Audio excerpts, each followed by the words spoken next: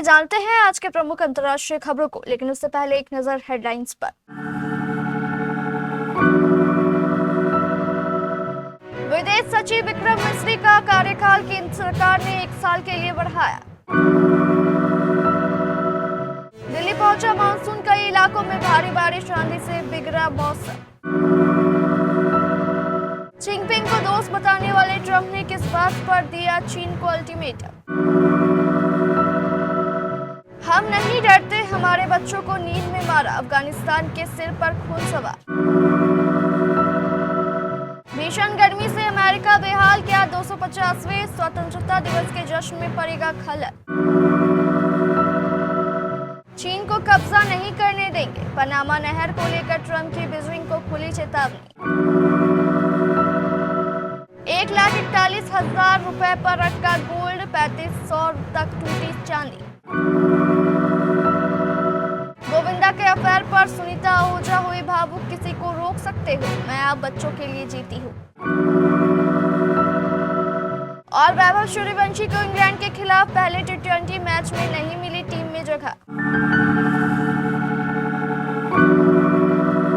समाचार एजेंसी के मुताबिक केंद्र सरकार ने विदेश सचिव विक्रम मिस्री के कार्यकाल को 1 वर्ष के लिए बढ़ा दिया है। एजेंसी के मुताबिक कैबिनेट की नियुक्ति समिति ने उनके सेवा विस्तार को मंजूरी दे दी है। इसके साथ ही उनका कार्यकाल अब 14 जुलाई 2027 तक प्रभावी रहेगा। बुधवार को जारी आदेश के अनुसार 1989 बैच के भारतीय विदेश सेवा अधिकारी विक्रम मिस्री का मौजूदा कार्यकाल 14 जुलाई 2026 को समाप्त होने वाला था। एसीसी ने FR 56D के प्रावधानों के तहत उनके कार्यकाल में 1 वर्ष का विस्तार देने का फैसला किया है। समिति की ओर से जारी जानकारी के अनुसार विक्रम मिस्री 14 जुलाई 2026 के बाद भी विदेश सचिव के पद पर बने रहेंगे और उनका कार्यकाल बढ़ाकर 14 जुलाई 2027 कर दिया गया है। राजधानी दिल्ली में मानसून ने दस्तक दे दिया है। भारी बारिश और आंधी के चलते मौसम सुहाना हो गया है। 60 किलोमीटर प्रति घंटे की रफ्तार से तेज हवाएं चल रही है।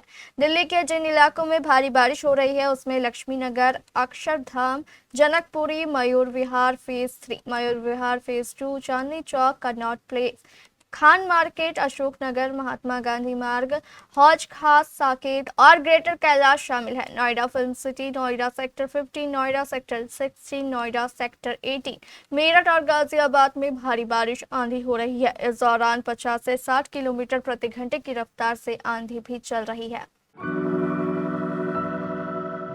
अमेरिका के राष्ट्रपति डोनाल्ड ट्रंप ने एक बार फिर पनामा नहर को लेकर बड़ा बयान दिया है। उन्होंने कहा कि अमेरिका को कभी भी पनामा नहर का नियंत्रण नहीं छोड़ना चाहिए था। ट्रंप ने आरोप लगाया है कि नियंत्रण मिलने के बाद पनामा ने जहाजों से वसूले जाने वाले शुल्क में कई गुना बढ़ोतरी कर दी और अब चीन इस रणनीतिक जलमार्ग पर प्रभाव बढ़ाने की कोशिश कर रहा है। उन्होंने साफ कहा है कि अमेरिका ऐसा नहीं होने देगा।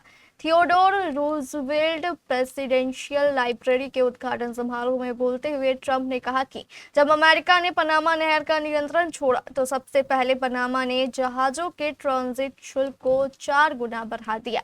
इसके बावजूद एक भी जहाज का आवागमन कम नहीं हुआ। बाद में शुल्क फिर 2 बार बढ़ाया गया और तब भी जहाजों की संख्या में कोई कमी नहीं आई। ट्रंप ने कहा कि पनामा में वर्षों तक इससे भारी कमाई की और यह फैसला अमेरिका की बड़ी भूल साबित हुआ। पाकिस्तान की हरकतों से परेशान अफगानिस्तान के सिर पर अब खून सवार हो चुका है। मुनीर सेना ने काबुल के मासूमों पर हमला करके बड़ी भारी भूल कर दी है, जिसके चलते पूरी दुनिया में पाकिस्तानी फौज की थू-थू हो रही है।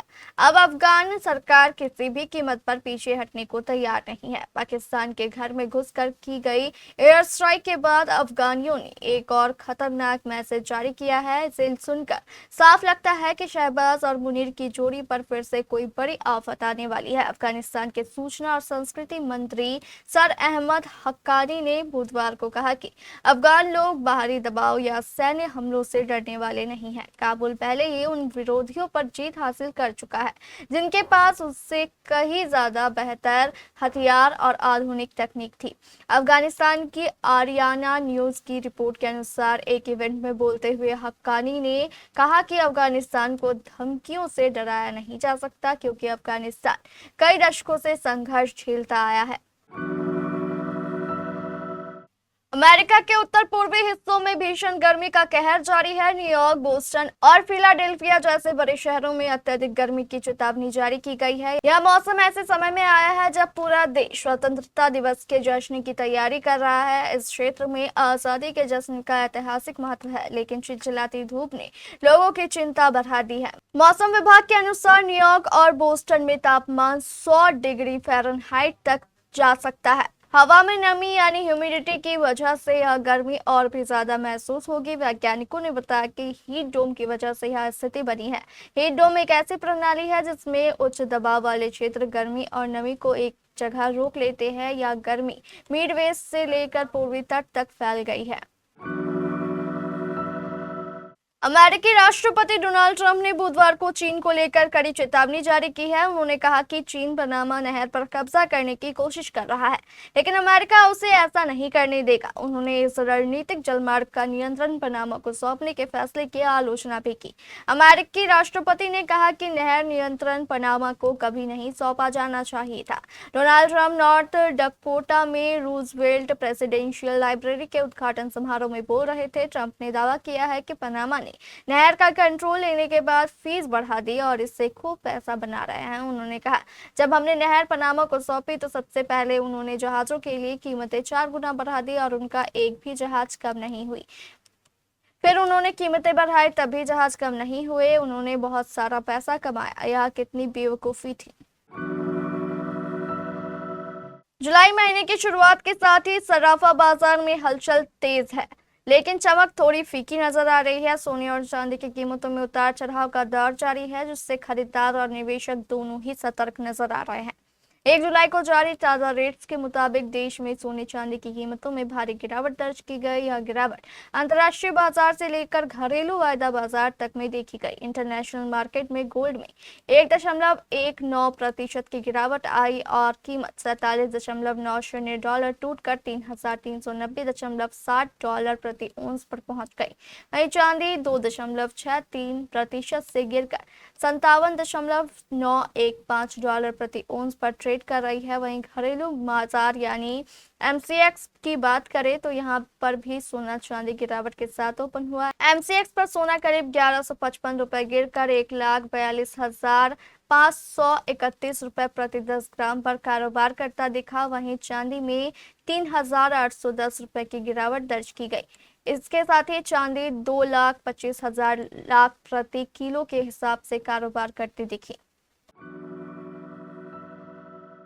गोविंदा की पत्नी सुनीता आहूजा इस वक्त रियलिटी शो लॉकअप सीजन 2 में बतौर कंटेस्टेंट नजर आ रही है। इंटरव्यूज और पॉडकास्ट में अपनी बेबाकी और बिंदास अंदाज के कारण सुर्खियों में बनी रही सुनीता शो में भी ऐसी ही है। उन्होंने गोविंदा के बारे में कई इंटरव्यूज में चौंकाने वाले खुलासे किए। उनके एक्स्ट्रा मैरिटल अफेयर पर भी बोली।